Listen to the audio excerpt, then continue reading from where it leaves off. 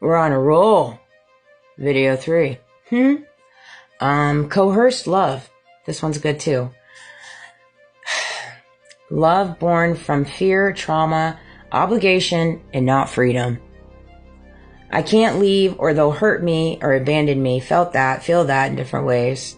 You know, sometimes in where I'm at now, because I'm so suffocated in the operations of things and how they've been running my life the last couple years and how difficult they've made it for me to make any type of money. And I don't care whatever you say. I know the truth, and what I'm saying is truth. I've had a huge hit on my head. I'm well aware I'm on XYZ list, and it's been very difficult. I've been trapped in these little 4 walls, which I'm very grateful for. Zhizhanks. And so it's one of those things, but there has been times where, you know, I can't leave or they'll hurt me or abandon me. Well, I'm not worried about the abandonment anymore. I'm just getting my little duckies in a row, you know, to the best of my abilities, often masked as loyalty and submission. Yeah, we're loyal. We believe, we respect your beliefs. It's not beliefs, baby, it's truth. Often found in toxic relationship, cult-like churches. Been there, done that, got that t-shirt.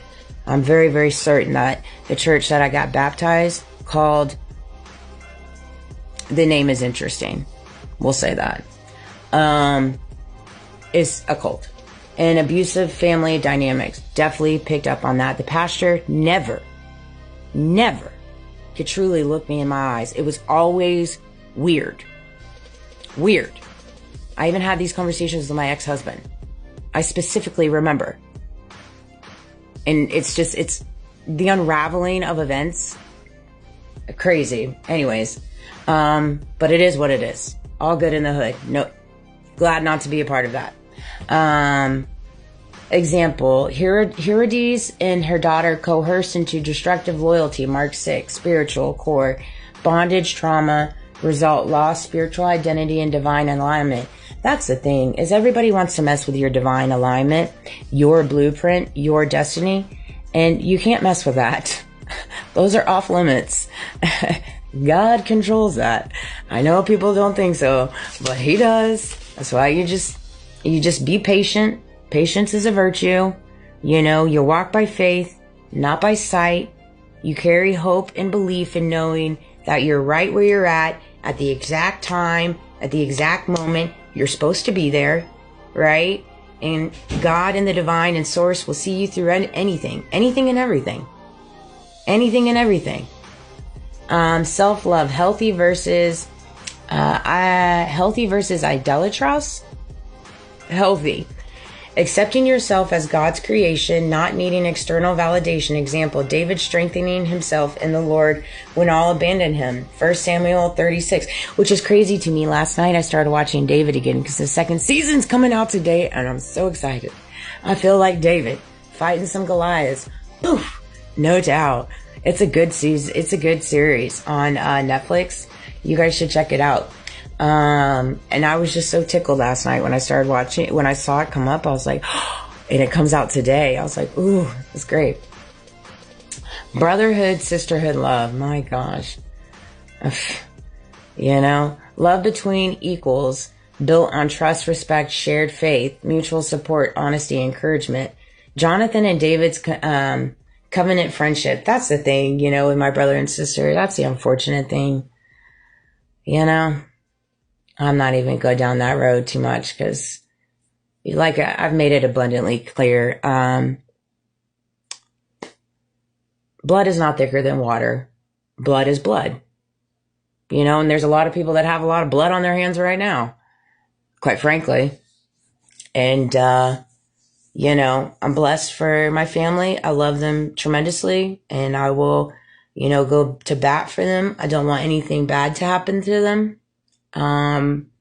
But has my heart been cracked open in reference to different scenarios in reference to my family and my siblings and stuff? Absolutely. Yeah. Romantic love, passionate, emotional, creative, meant to be sacred and not possessive. Designed to reflect God, intimacy in a covenant, not lust. Example, Song of Solomon's, desire expressed through purity and commitment.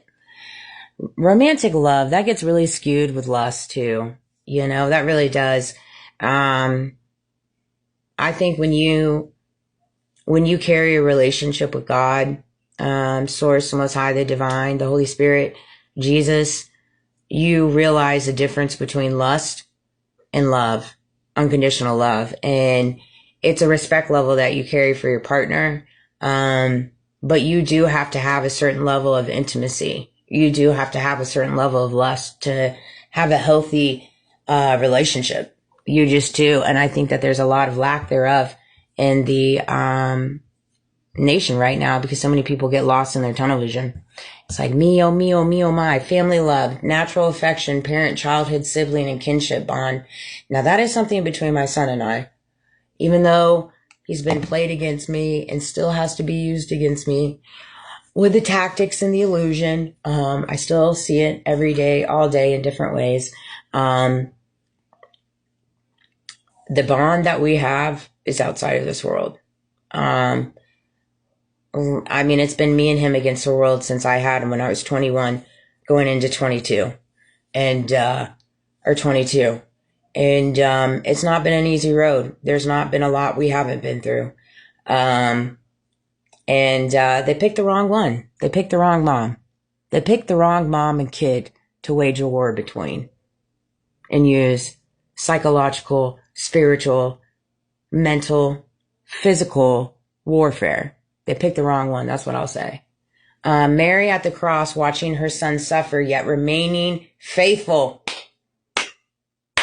Slow clap on that one. I'm a little Mary. Definitely. I am. My son has suffered many, many years, and a lot of it is because of me too, because I was bogged down by the conditionings of the world, and I allowed people to misuse me, to mistreat me, to talk down to me. And so my son saw that, and I allowed him to do it too, you know? And that's just the conditions of the world, and I own that. I own that now, but none of that no more. None of that.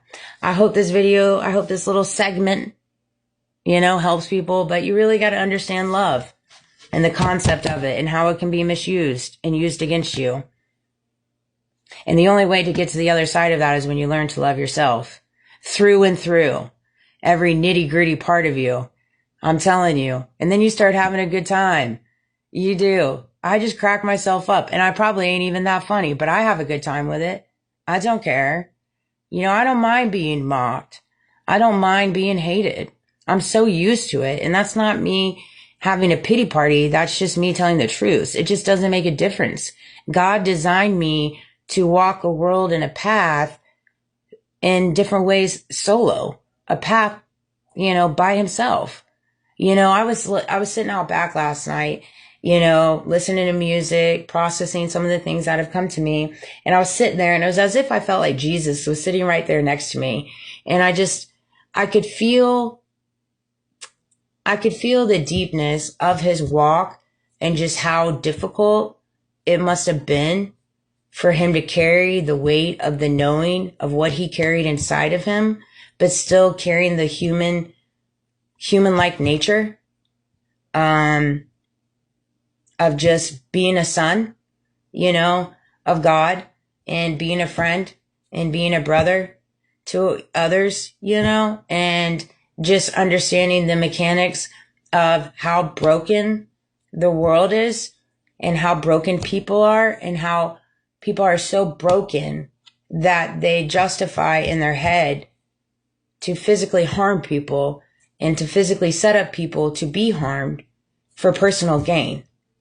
And to recognize the magnitude of that statement and realize the condition of the world and where it has to be at for there to be people at such a level of hatred. Now, yes, the devil is here in the details just as God is, but it still doesn't make it easy to swallow, especially when you're an empath. And Jesus was an empath. He was a seer. He was an empath. And, you know, I know that in different ways I walk the same, and I'm nowhere comparing myself to Jesus. That is uncomparable. But I'm just saying I resonate with him, and I love him very much. And so I feel like he is with me so much too. And so that's just the truth. It really is. And so, I love you guys. Have a great